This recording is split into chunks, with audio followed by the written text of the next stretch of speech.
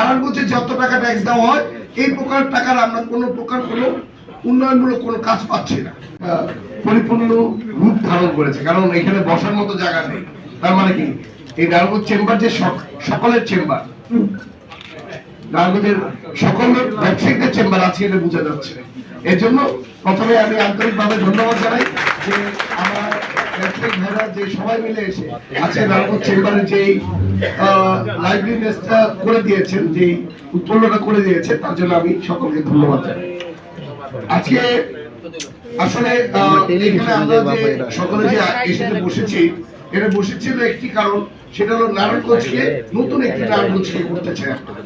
নারায়ণগঞ্জের ঐতিহ্য যাতে আমরা ফেরত পাই, নারায়ণগঞ্জের ব্যবসায়িক ভাই যেটা নারায়ণগঞ্জের একটা ব্যবসায়িক হাট ছিল, এই হাটটা যাতে নারায়ণগঞ্জে আবার ফেরত আসে এবং নারায়ণগঞ্জের ব্যবসায়িকরা যাতে শান্তিমতো ব্যবসা করতে পারে, এটার জন্য আমরা সকল ব্যবসায়িকরা আমরা আসলে একত্রে হয়ে আছি। আমি আশা করব যে নারায়ণগঞ্জে যেই সমস্যাগুলো দেখা দিয়েছে, যেমন এখানে আমার চাচা সেন্টু চাচা একটা প্রথমে কথা বলছে, আমরা কেউ ট্যাক্স নেই না, আমরা কেউ চাঁদা নেই না, আমরা ট্যাক্স নেই, আমাদের টাকা দিয়ে গভর্নমেন্ট চলে। তাহলে আমাদের কথা শুনতে সরকার বাধ্য, কারণ আমরা ব্যবসায়িক মানুষ, আমরা মানুষকে দিয়ে অভ্যস্ত, আমরা মানুষকে সবসময় দিয়ে আসি, এবার সরকারকেও দিয়ে আসি ট্যাক্স। তাহলে আমরা কেন অসুবিধা থাকবো সেটা আমাদের জানা নেই। আমরা ইনশাল্লাহ নারায়ণগঞ্জে যত টাকা ট্যাক্স দেওয়া হয় এই প্রকার টাকার আমরা কোনো প্রকার কোনো উন্নয়নমূলক কোনো কাজ পাচ্ছি না।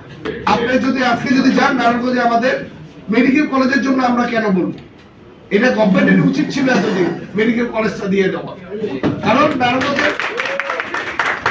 আমরা আমাদের কন্ট্রিবিউশনটা অনেক বেশি। তাহলে এই কন্ট্রিবিউশন অনুযায়ী আমরা যদি হিসাব অনুযায়ী যদি বলি, আমরা হিসাব অনুযায়ী মেডিকেল কলেজ পাওয়ার কথা।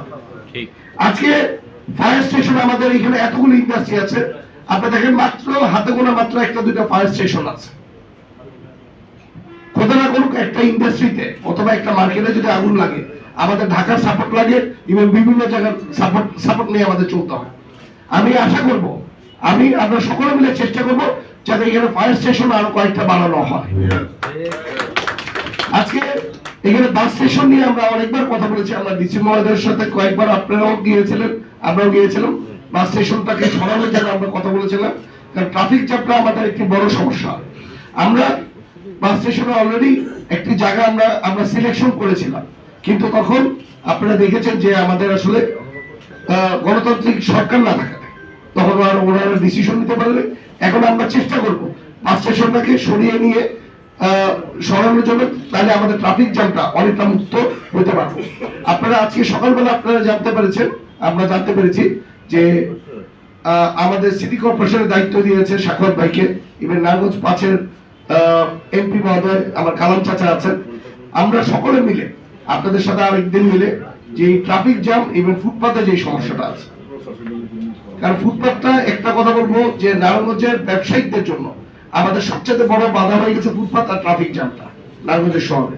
কারণ আমার যে প্রকার ট্রাফিকের জন্য যত টাকা, যেটা আরেকজন বলেছেন, আমাদের রিক্সা ভাড়া যেখানে 10 টাকা লাগে, ট্রাফিক জ্যামের জন্য আমার 15 টাকা লাগতেছে। তার মানে কি আমাদের ট্রান্সপোর্টেশন কস্টটা বেড়ে যায়।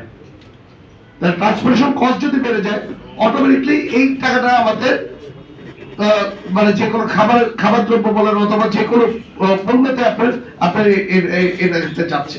তাহলে আমরা যদি ট্রাফিক জ্যাম মুক্ত যদি থাকতে পারি, তাহলে আমরা অটোমেটিকলি যে কোনো জিনিসের আমরা দামটা কমায় দেওয়ার জন্য আমরা সক্ষম হব। এর জন্য আমি চেষ্টা করব যে 5-এর নির্বাচিত এমপি মহোদয় প্লাস কালাম চাচা প্লাস হলো সাখাওয়াত ভাইকে নিয়ে এই প্রবলেমকে আমরা সলভ করে ফেলার জন্য ইমিডিয়েটলি আমরা এটা নিয়ে নামবো ইনশাআল্লাহ।